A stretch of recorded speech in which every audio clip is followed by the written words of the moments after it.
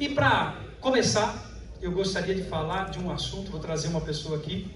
Eu gostaria de chamar o Dr. Rafael, que está tirando uma foto ali. O Dr. Rafael vai falar com vocês sobre um assunto muito importante, principalmente, né, doutor? Nós vamos falar da 14133, que eu tenho certeza que todo mundo aqui está bastante interessado, quer falar um pouquinho de processo licitatório. Doutor, contigo. Bom dia a todos, todos bem-vindos. Nilson, obrigado. Ele me passou uma missão de falar um pouquinho de processo licitatório, lei de licitações, e nós vamos iniciar. Legal. Tá, obrigado. E antes de iniciar, eu gostaria de agradecer a Fundação e o Nilson. Na nova sede, eu fui o primeiro palestrante, né, Nilson? Primeiro palestrante para falar de lei de licitações. Nós tivemos 2 dias, ao todo de 16 horas de curso, ou seja, é um tema extenso, é um tema longo, e hoje aqui a gente vai trazer para vocês um pouquinho, um panorama geral, as razões de licitações. Então eu gosto muito de interagir com vocês. Quem aqui já fez um processo licitatório? Por favor, levanta a mão. 1, 2 pessoas. 3, 4. Vocês sabem a complexidade que é do processo licitatório, né? Então a primeira pergunta, o que é licitação? Aonde está escrito a obrigatoriedade em licitar? Está na Constituição Federal, no artigo 37, inciso 21. E resumidamente o que é? É o processo por meio do qual a administração pública contrata obras, serviços, compras e alienações. Em outras palavras, licitação é a forma como a administração pública pode comprar e vender. Ou seja, o dinheiro público é nosso? O dinheiro público é meu? Não. Então a regra é licitar. Tudo que eu for fazer, salvo algumas exceções, a regra é para o processo licitatório. Por quê? Porque existe o princípio da impessoalidade. Ao administrador público, ao gestor, não é facultado a ele beneficiar A, B ou C, mas sim colocar em praça um edital para que todos aqueles interessados que preencham os requisitos possam vir e concorrer. Tudo bem? Essa é a regra geral, tá? Artigo 37 da Constituição Federal. A lei atual de licitações é a 14133. Então, ela não é tão atual assim, ela é de 21. Ela foi prorrogada, tinha 2 anos de vacatio legis, na verdade, para ela entrar em vigor. Então, antigamente, quem conhecia a famosa 8666 de 93, né? E depois a 10.520, que é a lei do pregão. A 14133 veio e unificou tudo isso. As modalidades de licitações, as principais, depois tem as auxiliares, mas são essas 5 aqui. Acho que o pregão é a mais conhecida, né? Todo mundo que já ouviu falar do pregão. Depois temos a concorrência, o concurso, o leilão e o diálogo competitivo. Essas 5 modalidades são as modalidades-chave que todo gestor tem que ter em mente, que ele precisa fazer, e que ele vai sempre estar lidando com isso. O importante de todo gestor é ter uma equipe capacitada para fazer processo licitatório. Ter uma equipe que entenda de processo licitatório. Ou seja, o Tribunal de Contas vê com muitos bons olhos capacitar, treinar, instruir, porque uma licitação que começa errada ou mal feita, o resultado é sempre muito ruim. Tá? Depois a gente vai falar um pouquinho das consequências. Então, essas 5 modalidades que são as principais, toda e qualquer definição da 14133 é só abrir o artigo 6º. O artigo 6º da 14133 traz toda a definição, autoexplicativo. Estou com dúvida? Abre o artigo 6º.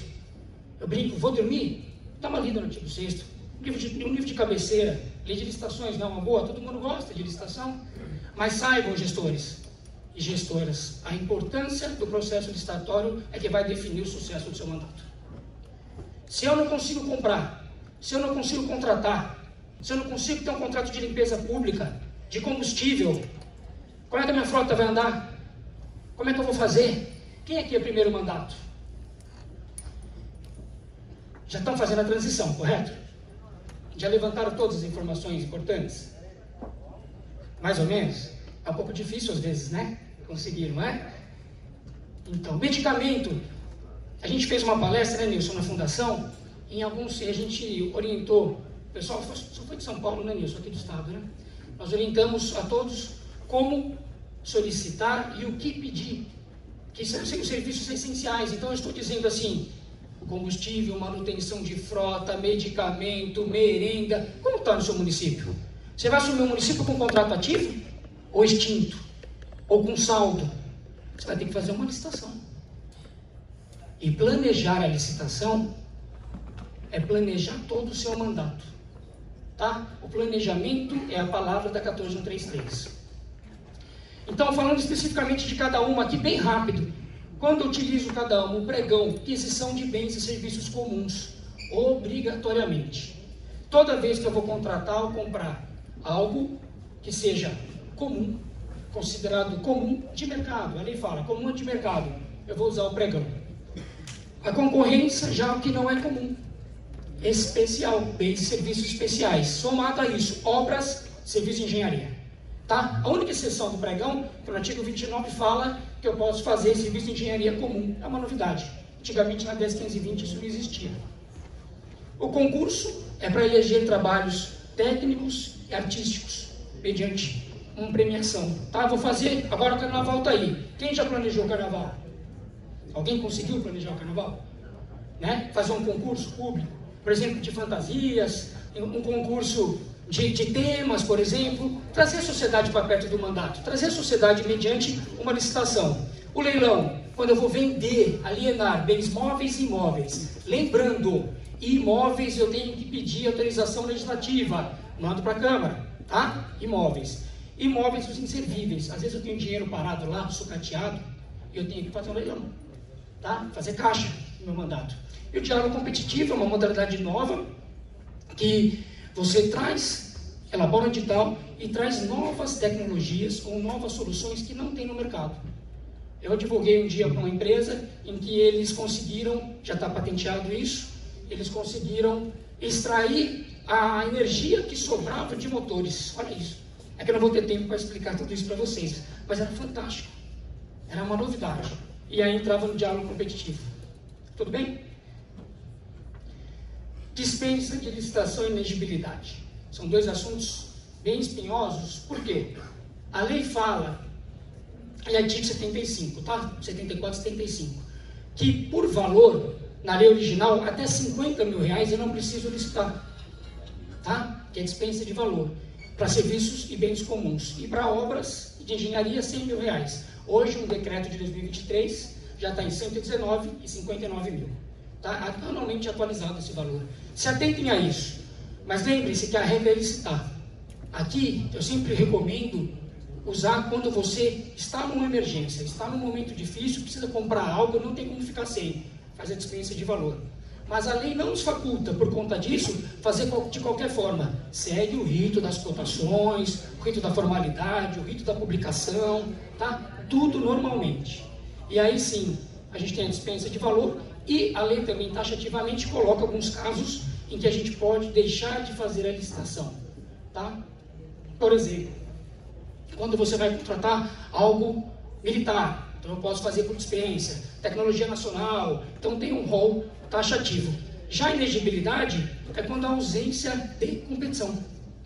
Eu vou contratar algo em que não há competitividade. Me dá um exemplo, Rafael. Por exemplo, um show, estamos perto do carnaval, um show artístico. Se eu vou contratar uma banda, seja ela qual for, não sei se vocês gostam, mas o Iron Maiden vai fazer um show perto de casa hoje lá. Né? Acho que seria caro a gente contratar o Iron Maiden. Mas se eu vou contratar o Roupa Nova, por exemplo, só tem um.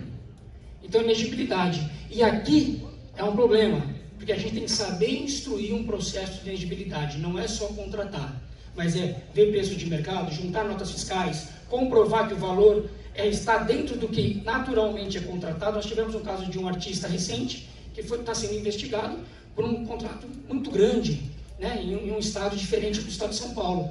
Por quê? Porque o valor estava, teoricamente, segundo os órgãos de controle, extremamente alto, fora do valor praticado de mercado. Então, cuidado com isso, quando for contratar por inegibilidade. É possível? É, mas instruam bem. Volto a dizer, os órgãos de controle, desde o primeiro dia de mandato, vão estar observando o que os senhores e as senhoras estão fazendo.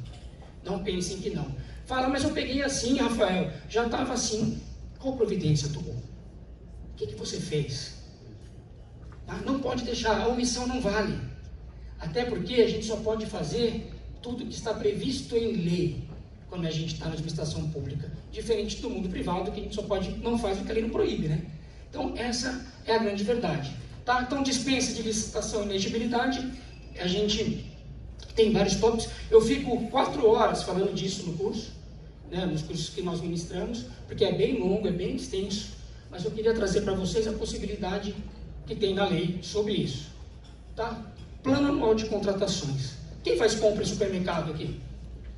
Eu faço, tá? Eu moro sozinho, então eu faço. Eu tenho que planejar a minha compra? Não tenho? Sou obrigado a planejar. Né? Eu vou comprar 2 vezes, 3 vezes a mesma coisa? O dinheiro público é a mesma coisa. O artigo 12 prevê que a gente elabora um plano anual de contratações, ou seja, eu sei o que eu preciso contratar. Eu sei o que eu vou precisar no meu mandato, eu vou planejar o meu mandato, mediante esse plano. Esse plano é publicado. Ele é inalterado? Ele é estático, imóvel? Não, a gente pode fazer as alterações, adequações nele, mas ele é uma base que vai atuar lá na minha prévia orçamentária. Quando eu vou mandar a lei orçamentária para a Câmara, eu já tenho um rol do que eu vou contratar. Ora, a gente sabe o que a gente precisa, não é? E eu repito, eu sempre dou o exemplo dos serviços contínuos, transporte público, limpeza, merenda, medicamento, tem que estar no plano. Tenham secretariados que entendam disso e planejem junto com vocês. Levante as licitações, levante os prazos em que elas estão. Quando vão terminar? Vocês estão assumindo agora, primeiro dia, vai chegar lá, vai levantar os contratos, isso tem que estar planilhado para vocês. Tá? Então isso entra no planejamento do plano anual de contratações. E aí, um grande problema, desde a Lei 14.133 de 21, os crimes previstos contra a administração pública em relação a contratos administrativos foram para o Código Penal, artigo 337. Tá? O que quer dizer isso? As penas ficaram mais altas, mais gravosas, e foi tipificado exatamente lá, sem aquele prazo de 2 anos ou 3 anos.